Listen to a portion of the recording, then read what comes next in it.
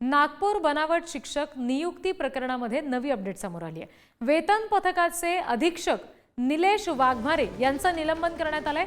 शासनाच्या प्राथमिक चौकशीमध्ये वाघमारे दोषी आढळल्याने कारवाई झाली आहे। शासकीय निधीच्या अपहारामध्ये वाघमारे सहभागी असल्याचा ठपका ठेवला गेलाय। पदावर राहिल्यास कागदपत्रांमध्ये फेरफार होऊ शकतात तशी शक्यता आहे आणि त्यामुळे हे निलंबन करण्यात आलेलं आहे। नागपूर बनावट शिक्षक नियुक्ती प्रकरणातली ही अपडेट आहे। निलेश वाघमारे यांचं निलंबन झालंय। वेतन पथकाचे अधीक्षक आहेत वाघमारे आणि जर त्यांना पदावर तसंच कार्यरत ठेवलं तर मात्र कागदपत्रात फेरफार होऊ शकते। झालेला जो अपराध आहे तो लपवण्यासाठी काही गोष्टी होऊ शकतात आणि ही गोष्ट लक्षात घेऊन खबरदारी म्हणून निलंबन करण्यात आले। वेतन पथकाचे अधीक्षक आहेत निलेश वाघमारे यांचं निलंबन झालंय। नागपूर बनावट शिक्षक नियुक्ती प्रकरणामध्ये ही नवी अपडेट समोर येते।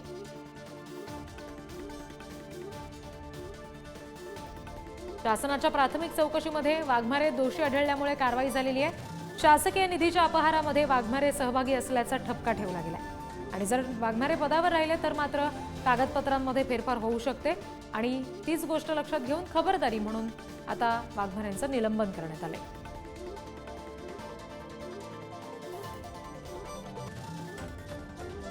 नागपूरचा बनावट शिक्षक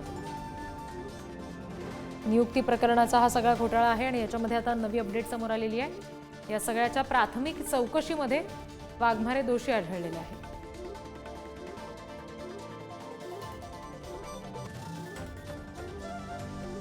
आणखी तपशील आपण घेणार आहोत। या संदर्भातले प्रतिनिधी जितेंद्र शिंगाडे सध्या आपल्याशी जोडले गेलेले आहेत, त्यांच्याशी आपण बोलूया। जितेंद्र, या सगळ्या प्रकरणात आता निलंबन तर झालेलं आहे, आता पुढची प्रक्रिया नेमकी काय असणार आहे?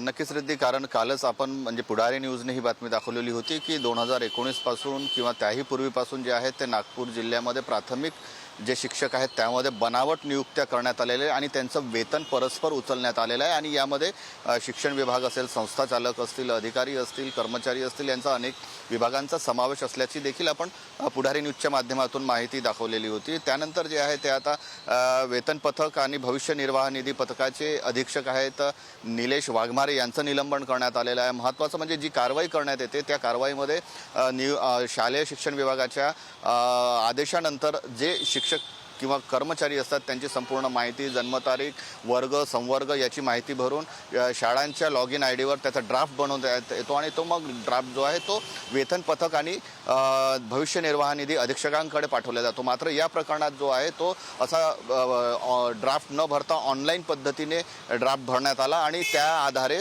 मोठ्या प्रमाणात शिक्षकांच्या नावावर जे आहे ते वेतन उचलण्यात आलेलं आहे। हा संपूर्ण जो प्रकार आहे तो एकूणच पूर्ण गैरकारभार झाल्याचं प्रथमदर्शनी तपासात समोर आलेलं आहे आणि त्यानंतर जे आहे ते निलेश वाघमारे यांचं निलंबन करण्यात आलेलं आहे। आता कारण जी पुढची कारवाई आहे त्यामध्ये कुठलाही कागदपत्रांमध्ये फेरफार करण्यात येऊ नये, त्याचबरोबर जे पुरावे आहेत त्यामध्ये कुठलाही फेरफार करण्यात येऊ नये आणि पदावर जर हे वाघमारे राहिले तर त्यामध्ये फेरफार करण्याची दाट शक्यता होती म्हणून त्यांचं निलंबन करण्यात आलेलं आहे। आता हे पहिलं निलंबन करण्यात आलेलं आहे। आता यानंतर यामध्ये पुढील चौकशीमध्ये कोण कोण सामोर येतं, कुठले अधिकारी आहेत किंवा कर्मचारी आहेत किंवा संस्था चालक आहेत ते पाहणं महत्त्वाचं ठरणार आहे। आता ते पुढील चौकशीत यामध्ये कोण कोण सामील झालेलं आहे आणि कोणाकोणावर यात ठपका ठेवण्यात आलेला आहे ते आता पुढील चौकशीत सामोरे येईल। रिद्धी जी जितेंद्र, धन्यवाद या सगळ्या तपशिलांसाठी।